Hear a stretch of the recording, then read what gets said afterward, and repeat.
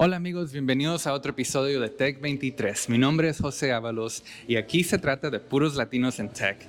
We speak Spanglish and our goal is to get more Latinos to go from consumers to creators and help lead this tech industry. On today's episode, we have a very special guest, a Latina powerhouse, a Latina in tech, and she's been breaking all types of barriers in the health tech space. So we're going to be talking about hospitals, about medical, about what technology is doing in that sector. And if you're wondering which flag we're representing today, we have a clue.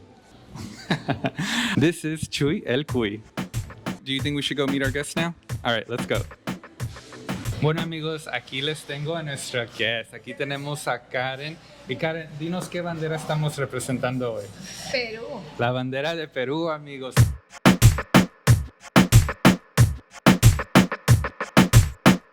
Hay que empezar con una bebida tradicional y hacer una saludcita. Claro. Aquí, ¿qué tenemos enfrente de nosotros? Tenemos el Pisco Sour. Salud, con mucho cuidado que está. Sí. Hasta el tope, gracias. ¿Dicen salud o dicen otra cosa? Salud. Okay. ¿Qué te parece? Me encanta el limón. It's very lemony. Lemonade, yep. It's almost like a strong lemonade. Yo no sé si todos los que conocen de Perú conocen el pisco. Pero es algo súper tradicional, obviamente, y fue creado en Perú. There was a town next to a port called Pisco, Puerto de Pisco, and that's where it came from. Bueno, como dije, el podcast se trata de Latinos in Tech. What makes you a Latina in Tech? So I work in the healthcare IT industry, so MedTech. I've been in that industry for a long time. I support a number of hospitals in the Houston area with a company called HCA. Great company, I've been there for 19 years. Okay. Great journey, lots of great opportunities. But from a day-to-day, my particular role, which is a director of applications, and really what that means is I focus on working with different vendors that have different technologies and bringing those new technologies into our hospitals. Perfect. So there's a lot of vendor relationships, team relationships, and business owner relationships that I have to manage through that. Also, obviously, things break, right? Technology is not perfect, so you have to know to roll with what comes. And I focus a lot on just issue resolution and helping my team on different escalations, and a lot of mentoring too. So as a leader in that industry, just trying to figure out our next future leaders within the company that want to continue their career in tech. Having been with this same company for a long time, I've seen a lot of growth in the diversity of our teams, and I'm blessed. The culture of my company, of HCA, is very, very much focused on us as employees, our development, and bringing just different types of perspectives. So let's go back a little bit. What got you in the tech industry in the first place, and from your point of view, what did the industry look like? So my journey, into tech was actually a little bit by accident, Okay. right? So I in school, I went for a business degree. I went to University of Kansas, Jayhawks, and loved it there. Very diverse college. But I started with my business degree, and then through that 4-year journey of my undergrad, guess what? The internet got created. So it became a thing, right? It was in development, but now it was really, hey, have you heard about the World Wide Web, So very, very early on, I got just hooked. I loved what it meant. I loved the possibilities, I think, that we started seeing with technology, and eventually landed in a job to work with now my new minor, because I ended up minoring in technology. I decided that's what I wanted to do. And that first job I felt was a real connection with my culture. So one of the reasons why I got that job was I spoke Spanish. So they were looking for bilingual techies that could come into the company and help develop their business. So that's what I did. And it was a smaller consulting company focused on finding sites across Latin America for oil companies to open new gas stations. So Finding sites for oil and gas companies to open a gas station. A gas station. In Latin America. In Latin America. Okay, just driving down the street to find it, or was there I mean, because Google Maps wasn't a thing back then, right? So you couldn't see it. What is that? No, there was a lot of market research that had to be done, and a lot of it required us to send resources to that market, to that city. Resources as in you. As in me. I would come along, and then I would hire people. So, as an example, like I got to go to Honduras as one of my trips there, loved it. But I basically would get there, I would have to hire individuals from Honduras that were contractors, right, to be able to work on scouting locations and getting us information. And part of that was taking pictures or, basically validating, is that gas station in this corner, in this location, and, some other pieces of data. So I got to do that as well. And I think those are some of my more interesting stories that looking back is, how did I do that? But literally I would, just be driving with this driver looking for a location. And when I got there, I would have to take pictures. I would have to make, kind of get an idea of the site. And sometimes I would get caught, right? So somebody's watching like, what is she doing? So I've been chased out of places more than once. For me, my first corporate job también me mandó a Latinoamérica. So una de mis favoritas memorias fue el primero en la familia de graduarme del colegio. I was the first one in my family to really start like traveling and going to Latin America. So me acuerdo todavía la primera vez que fui a Bogotá. Pues es un lugar nuevo, porque en ese tiempo solamente conocía México. Y pues ese es mi point of view de Latin America, ¿verdad? Pero al ver ya Colombia dije, hay muchas similaridades en, número uno para mí, la arquitectura, pero recientemente fuimos a España y pues obviamente we were all conquered by the Spanish at one point. It's here too. Yes, and I was like, oh, okay, like this is where a lot of this comes from. I mean, you can read it in a textbook, pero cuando ya lo ves de persona, es like, okay, esta parece la Ciudad de México, and we know we're going down Barcelona. Y en Perú miré mucho ahí, en Colombia miré, en Brasil se mira unas cosas similares y pues otros países que hemos visitado también. Entonces, you're first gen American. ¿A los cuántos años te vienes a los Estados Unidos? Ayer. A los 18. Mentira, no, a los 18. Fue la primera de mi familia que se vino a estudiar. I do remember clearly, as I was young, I wanted to come to the U.S. to study, to go to college and just look for a better future. So I was blessed to have a good education where my parents always encouraged us and made us take English lessons. That was the thing, like you had to every Saturday, So I got the option of coming to the U.S. with a scholarship, and that's how I started my studies here. Los días que no querías estudiar inglés, en México usan la chancla, ya que usan la correa. La correa, ok. Pero... O te jalan de acá el pelo. Sí, oh my God, that was my dad. También conozco esa motivación, también la conozco. Sí, rapidito a estudiar. Cuando llegaste al colegio aquí a los Estados Unidos, because I've heard this story before, people that come, they had only ever seen American culture through The Simpsons.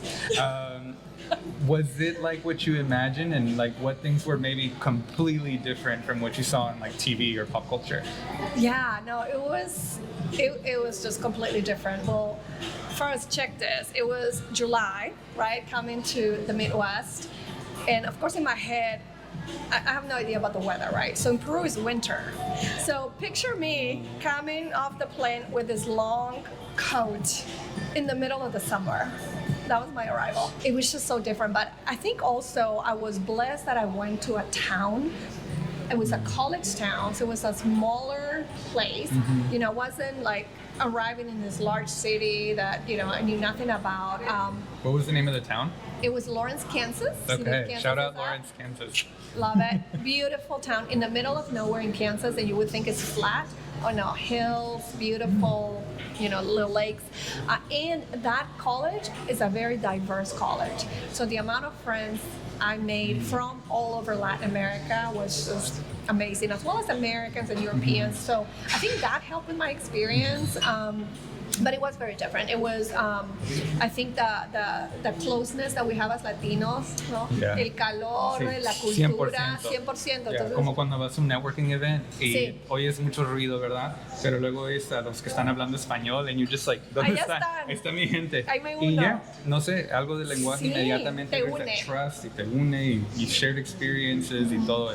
It's one of the best feelings of being Latino, Yeah. cuando no, con el puro idioma puedes conocer a tu gente. I've mentioned this in other podcasts, but I just love this quote de que cuando me hablas en inglés me hablas a mi cerebro, pero cuando me hablas en español me hablas al corazón. I just love it because it's so true, and true. over and over and over again we experience it in all types of industry events and everything. You're right. I think that was, to me, the biggest adjustment, right? Because you have to kind of learn how you deal with people in this culture is a little different. I'm not going to just go right in and give you a hug if I don't know you, right? But en Latinoamérica, por favor, beso, abrazo. Si recién te conozco y no hay problema. Yeah. So, esas son las cosas yo creo que me pegaron más, que eran súper diferentes. Entonces tenemos your first corporate job is done, you're exploring Latin America. That was more of a consulting role, so how did you get into the tech industry? So after 4 years, I knew I wanted to move to a larger city, maybe with more opportunity, because at that time that was in Oklahoma, and it was way too cold. Can't do that. So I moved to Dallas, and it was for a job. It was with another consulting company that did internet security. At that time, was a big thing. It was just kind of developing. It was booming. So I got lucky to be able to transfer to the city I wanted with that job, and I was there for about 6 months. In 2001 hit. Lots of economical issues in our country here, and just things that happened. So I got laid off. So I spent the next few months just kind of reassessing what I wanted to do, and the reality is the market just there wasn't a lot. So I ended up going to an employment agency. Back then it was a big thing. Like you would, I don't even know if they exist anymore. No, they do. They Yeah, do? yeah, Okay. they do. So I used to work at one. Okay, so you go and then they tell you go here today, you go there tomorrow. Like they give you assignments by day sometimes. So I did whatever, right? And one of those jobs landed me at a hospital, and it was a job to teach nurses how to use computer systems. So basically teaching Outlook, Word, Excel, your basic products. And this is a big deal at the time because this is like the very first time it's getting introduced to like the country and all types of industries and everything. So using computers in general for documentation, and especially in the healthcare space in our hospitals. Which till this day it's still like a challenge. There's still gaps. There's still So back in 2000 and what was this 2001? It was a thing. So I started there, and I loved it's just a different atmosphere, right? So you're in a place where, yes, if it's a business, you need to make money to sustain, but it's really about helping others, right? Patient care and treating patients is a whole other world. So there was something that really connected with me, and I will say I was very blessed to meet someone that became my mentor after that, right? I got to know him, and basically he gave me an opportunity.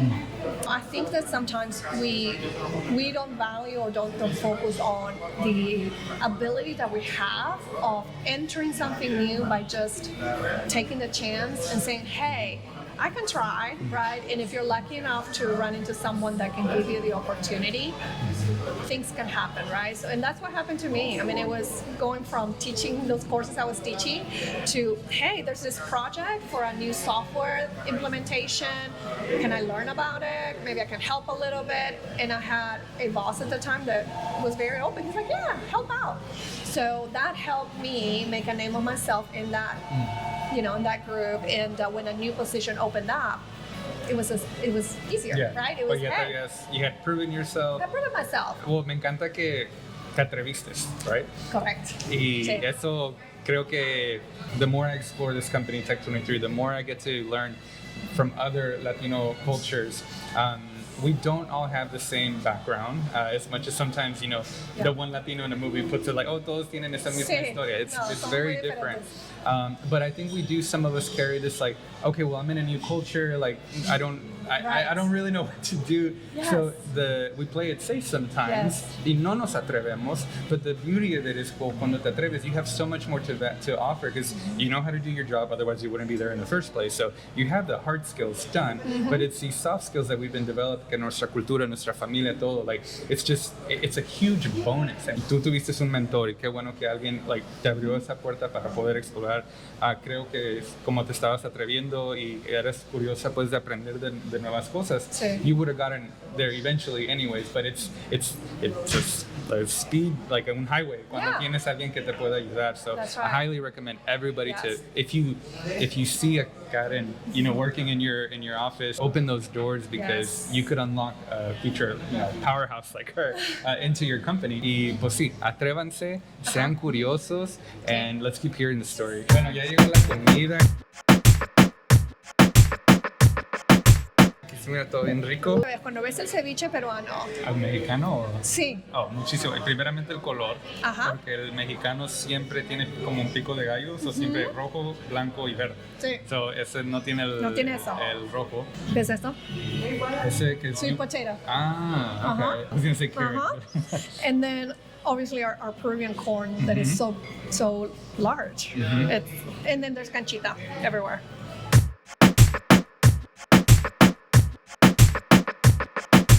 So, I've been incredibly lucky that pretty much my whole life he tenido mujeres latinas poderosas al lado de mí. Empezando con mi mamá, mi hermana, hoy en día mi esposa y mi producer of the show that's behind the other side of the camera. I've always seen these Latina poderosas like do amazing things.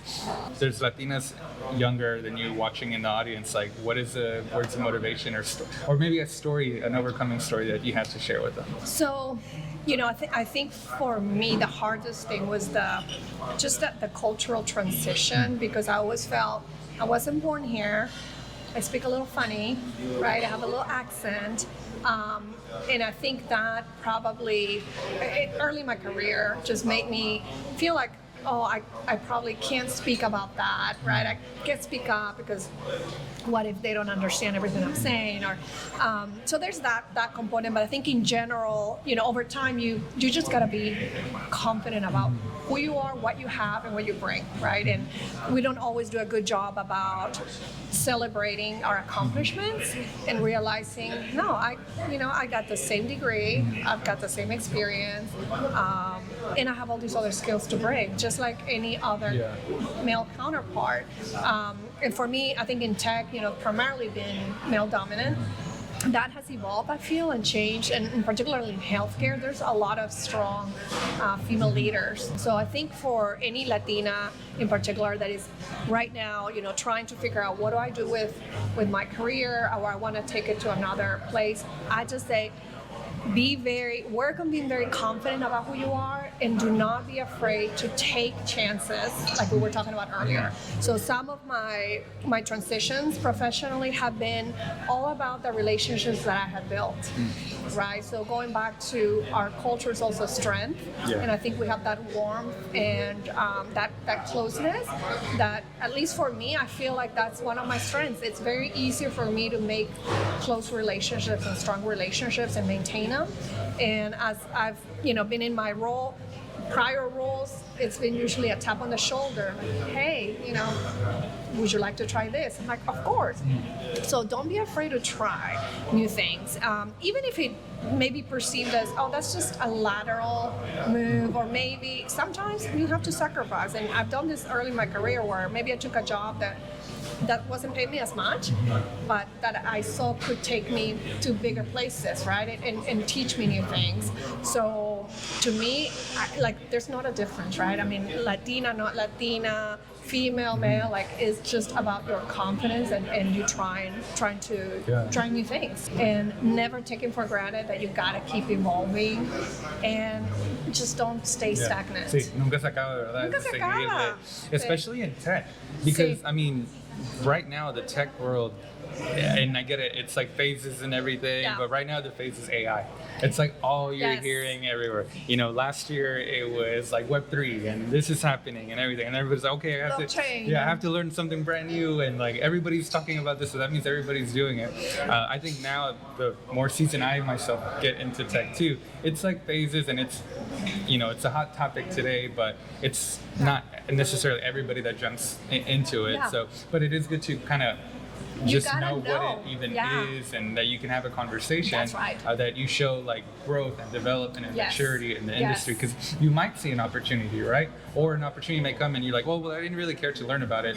Well, now you're not prepared for this next opportunity. That's right. Yeah. Very, very well said. Yeah. And that's why I like it. Particularly, I'm the type of person that just loves change and constant variety. How does that apply now to your current role? Like, I know you're leading multiple teams in the healthcare industry. I mean, one bad decision may mean somebody's life on the line. I don't know. I mean, I'd like to kind of hear these things that you've learned now. How do you apply them in your daily work?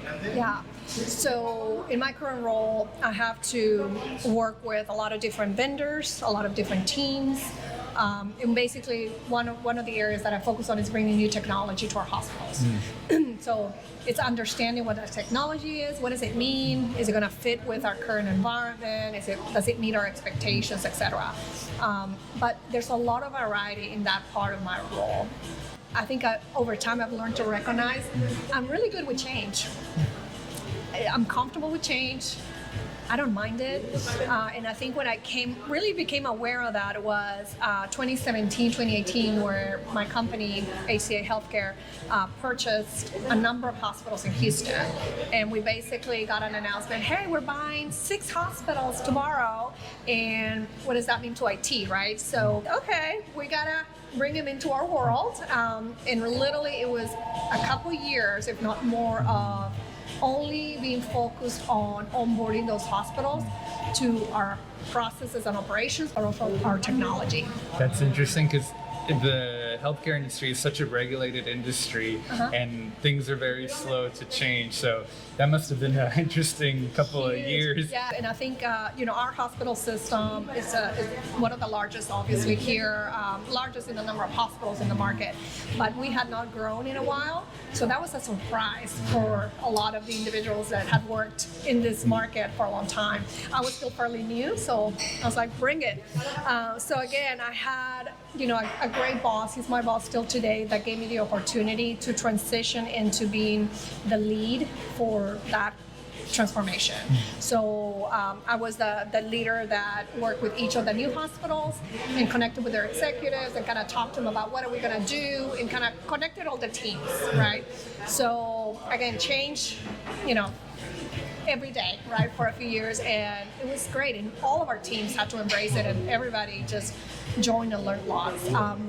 I think the other parts that are important in my role today is building those strategic relationships with our customers. So our customers are our executives in the hospitals, our executives in our division office, and we're just very much in touch and connected to understand what are their pain points, what do they need, how can I bring technology to help with their problems. So back to our soft skills and the areas that are so important.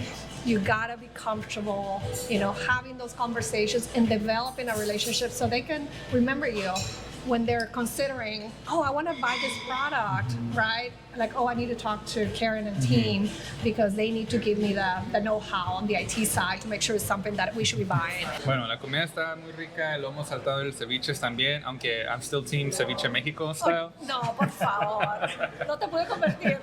No, Okay. there's too many years of it. I know, Sí. I know. Pero es muy rico todo, definitivamente. Qué bueno. Al principio del episodio, I was talking about one of our goals is to make more Latinos, instead of just being consumers of technology.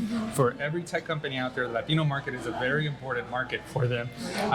But we're not big creators of it. We're not necessarily a huge portion of the team leading the industry in tech. And that's what we're trying to do. So you actually play a really important role in this field and can unlock some opportunities, because Karen's job is to kind of sit down and kind of hear the pitches of a bunch of different tech companies, right? A lot of startups and everything say, we created this to solve this. And then on your knowledge, you decide whether it's a good fit or not. And then you make your recommendations to the team, to the executive board, and it goes on from there. So what I want to know is, based on your point of view, what message do you have for Latinos that are working in tech and they say, yo quiero crear algo, quiero resolver un problema? ¿Cuáles son los problemas hoy que existen in the health system that we need we need solutions for? So that's a good question. In Houston in particular, as I'm learning myself, we have such an important place, the medical center. I mean, there's a lot of opportunity and it keeps growing. So I think for me, if I'm looking at products, one thing that I would say is any area is game, right? Like it could be focused on nursing, the nursing experience for our nurses. It could be focused on the physician experience. It could be devices that our patients use. It could be how to remote care of our patients. So there's all of that, which is always evolving. But I think for me, the most important thing is, as a company, if you're a founder and you're looking to create a product or a service, you have to be very dynamic in what you offer. It has to be able to iterate and change with regulations and with the technical infrastructure. I mean, the reality is, most of us use very specific platforms to run our systems, from Microsoft to Amazon AWS to Google Cloud. So that all changes and your product has to be able to change with it, right?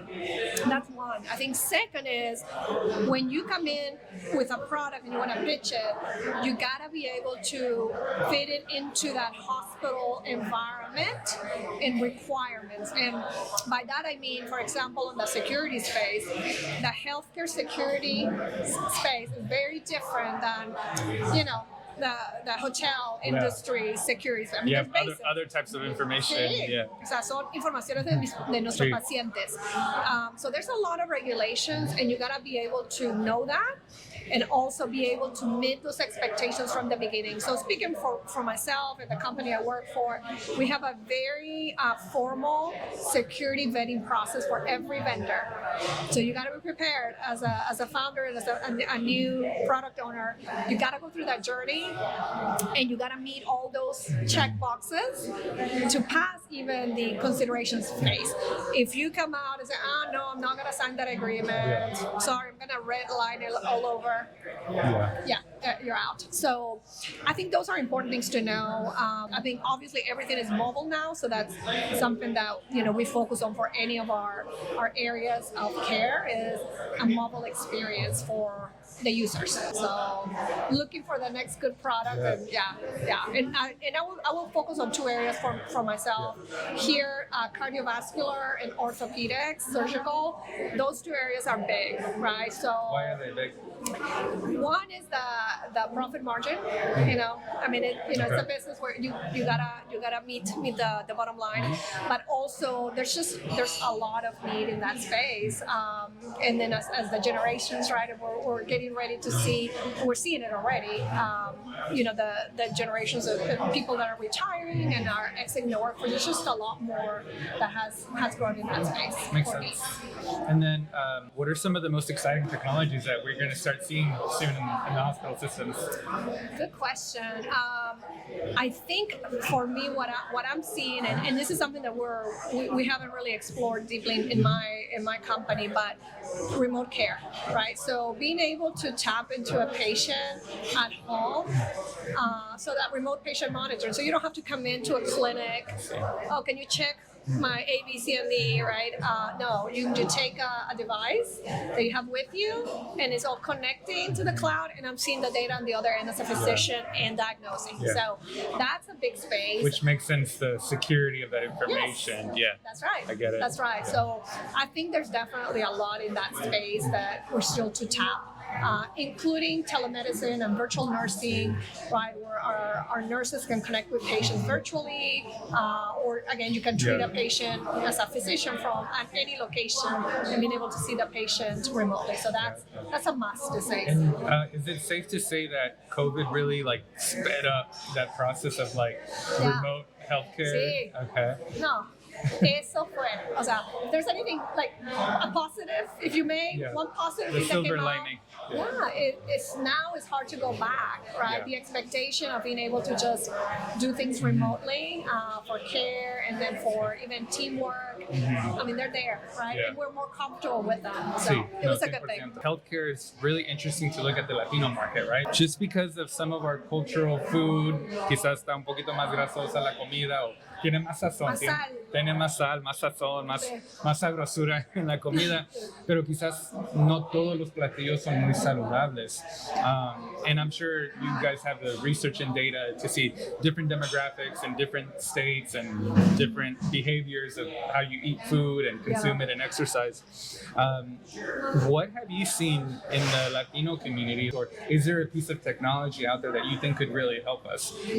For example, I just know one, sé que en la comunidad latina el diabetes is like a big deal, whether it's type 1 or type 2. And I hear this all the time, even in movies y so, se le subió el azúcar a mi abuelita o a mi tía y todo así. Y se chequean como 3-4 días después, and you don't really know what it is. And I saw now that there's hardware, like a device that you can actually put on. It connects to an app on your phone, and you can be like, fue ese plato de pozole, esos taquitos que me eché. Muchos taquitos. Sí, en cuanto me los eché, me subió el azúcar y fue todo así. So that, I know that's one. It's a really good way to see, for tech to kind of help you out and monitor that, because you can start selecting different foods or behaviors, o hasta el estrés, ¿verdad? Que te sube el azúcar. Y cada vez que hablas con la prima, ya sabes que te sube el estrés y te sube el azúcar, so let's stay away from her. Any other products out there that you recommend for the Latino community? There are plenty of products out there. A lot of them are more advanced. Some are like in the very beginning stages for different types of monitoring. So cardiovascular, I get back to that space, right? And monitor your heart rhythms and your vitals. What I was thinking though, as you were bringing that up with the Latino community, I think two things. We, maybe our generation, can help our parents and others with embracing that technology, because it is a technology, right? So, like, I'm just picturing my dad, if he has to start wearing a device, is he gonna do it, number one? O va a decir, ¿qué es esto? Sácamelo. O se va a poder meter el teléfono para, ¿qué tengo que hacer en la aplicación, no? So I think that, just that part, one for the generation, the age, but also just culturally, if it's in English and it's not in Spanish, right? I think we play a big role on, kind of closing that gap, so that our parents can embrace more of that, because it's cheaper, right? When we're looking at paying for the cost of going to a visit versus just having that, it's cheaper for us, it's cheaper for the providers. So it's definitely something that needs to grow more, and we need to help with that. All right. Well, interesante que mencionas a tu papá, like, would he actually even use it? Because maybe that's an opportunity, right? Why we need more Latinos in healthcare helping these devices? Because as we see the demographics, like here in Texas, here in Harris County, in Houston, and in the country, Latinos are becoming a bigger and bigger portion of it. So that means that if these devices, these companies, these startups actually want their products implemented, you need to make sure there's some Latinos on your team that can understand your dad and be like, okay, well, look, first of all, it has to be a Spanish feature. That's right. Because no le va a hacer caso si está en inglés y no le entiende. And maybe just other cultural references that make it like more adoptable. It's like, hey, you can't make this mega giant patch porque le va a dar vergüenza traerlo y todo. You have to make sure that it's somewhere where like it's hidden, or no sé, different cultural references. But that comes from having people that understand that community very, very well. It's people that grew up in that community, so you understand the intimate nuances of it, and you need to involve that into the production of the company. So. Totally. No, you nailed it. I think that's kind of my train of thought is cómo nosotros podemos ayudar con esa conexión. Y especialmente acá en Texas, o sea, que somos la minoría más grande. Sí. O sea, hay un mercado tan grande. I think a couple of things to remember as a company, if you're entering and want to target, Latino community, we still need a little bit of that hand-holding, right? So if you think it's just going to be, hey, I ship you the device and good luck, no, like, you got to take that into account, that there's a little bit of that difference where you need a little more connection and, just that personal touch with some of those services and products. There might be even some similarities with like online banking. Like my mom and dad, they still like paying their bills, like going physically to the store. They like going over there. Okay, sí está pagado. Y online como que no le tienen confianza todavía porque pues es el dinero y el dinero tiene mucho valor en la familia. No, yo tengo que ir al doctor y que él me diga en persona y todo eso. Si el dinero tiene valor, todavía más la salud. Ahora hay que explorar un poquito más de la bandera de Karen, que es la bandera de Perú. Quería introducir un amigo que trajimos con nosotros, a presentarte un amigo. ¿Quién es ese amigo? So, aquí tenemos ¿Tiene nombre? le pusimos apodo. Se llama Chuy el Cuy. I'm sure you guys know that in Peru, like a part of the culture to eat is guinea pigs. So Yes. te lo presento Lo a ti. presentas. Me da pena pensar que lo voy a comer algo así. No, eso es fake. Pero nos puedes mencionar un poquito de, Sí. de Perú y la cultura con el guinea pig. Claro que sí. Bueno, en general, la comida en Perú pues es central a quienes somos, a nuestra esencia. So you've got the coast, you got the mountains, you got the jungles, right? So in that comes a variety. So as we tried today, we had ceviche, coast. From the mountains, we have cuy, and I've had it many times. My kids, I have 3 boys, beautiful boys, and we just went to Peru. They tried it, and they loved it. And you've tried it too. Yeah, I've had sabes. it. Pero es como un jerky, like beef jerky, almost that consistency. If they cook it like that, that's one way, or you can just have it fried. But it comes, I mean, all the way from the Incan culture, kind of the type of food that they would eat, big cuys. And then a lot of people will cook it also underground. So we have this tradition where you dig a hole in the ground, and you put your food, right? You have some foil, whatever, and then you cover it, and you put coal and you heat it, and that's how you eat. Yeah. And that's very much happening today. Entonces, nunca lo has preparado tú en tu casa? No, tampoco no. Do you know if it's illegal? You know what? I don't know. That's a good question. My kids used to have one, so I don't think I could ever cook one. They would kill me. Bueno, a pesar del cuy, I know that the indigenous communities are still present today in Peru. ¿Me puedes contar un poquito más entonces de how has the indigenous community and their culture like mixed up with some of the more modern, like fancy food from Peru? Yeah, so I think that the base and the foundation of our food, it comes from a lot of those main core ingredients that the Incas ate: potatoes, corn, like we're trying right now, the purple corn, Sí. right? Chicha. Sí, la chicha. Famosísima. There's, hundreds of types of potatoes in Peru, literally. So actually, when I went, we did a little tour, and they showed us all the different types. Shapes, colors, sizes. It's amazing. So that's big in our cuisine. Certainly, the flavors of the potatoes play. The other part that not a lot of people know, and maybe you kind of got a hint with one of our previous presidents, Fujimori, who was Japanese descendant. So we have large groups of Japanese, Chinese, as well as African Americans. So our culture is very much a blend of all of those, and you see that also in the food. From a Chinese perspective, we have, instead of Chinese food, we call it chifa. So chifa is a combination of Peruvian flavors with our Chinese flavors. It's not your traditional Chinese food. It has that additional seasoning and just, the blend. But I also wanted to say, we just found out Central is a restaurant in Lima. They won #1 restaurant out of the top 50 restaurants in the world. Wow. That just came out. Central. Yes. That speaks to the cuisine in Peru. Continues to evolve, and there's just so much to try. Y sé que trajiste unas cositas también para que nosotros pudiéramos ver. A ver, que manera. simplemente es el ¿cómo se llama? Un cuchillo tradicional que se usaba en la época de los Incas. Okay. So a lot of like the Incas, they will obviously do their own medical procedures, right, and surgeries.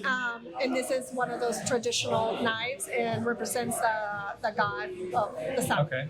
Y by medical procedure, do you mean sacrifice or no? There was that too. Sí. Because los aztecas Sorry, were like sí. famous. Sí, por favor. Todos los incas, claro, mucho sacrificio. Y simplemente los colores son típicos, ¿no? Típicos de no solo Perú, pero también en México, Sudamérica, de nuestros indígenas y la papa. Ah, la papa. Y ella, una mujer tradicional vestida así, tienen un nombre, ¿verdad? No, cholitas, Sí. decimos las cholitas peruanas, pero mucho, that's how they dress every day, and that's the life Which that is they funny live. because like when I went to Peru like a couple years ago, cuando escuché esa palabra, para mí nacido en Houston, cholitas, I was like, Is that You like guys got pandillas over here? pandillas? Yeah, I was gonna say that was a new thing for me to learn. Over Like, here, and what? I was like, oh, that's a different type That's of a different cholita. cholita. Yes, you're not gonna see him, with tattoos and everything else. See. And then you have obviously probably one of the, besides the cuy, one of the most famous animals Yes. in Peru. Las llamas. Sí. Y de esta familia también son las alpacas. Sí. So alpacas and llamas, and the alpaca really one of the biggest thing that you get out of the alpaca outside of the meat, which is really good meat, is the wool. Yeah. So getting a nice alpaca sweater, they're not cheap, but they're super soft and beautiful. That alpaca is very protective porque think about the people that wear this type of clothing. Yeah. They're up in the Andes Mountains donde está muy Yes. frío y a veces llegan los americanos allá with hundreds of dollars of expensive gear or thousands of dollars y la gente como si nada. Perfecta. What other stuff, is Peru celebrated enough in the U.S.?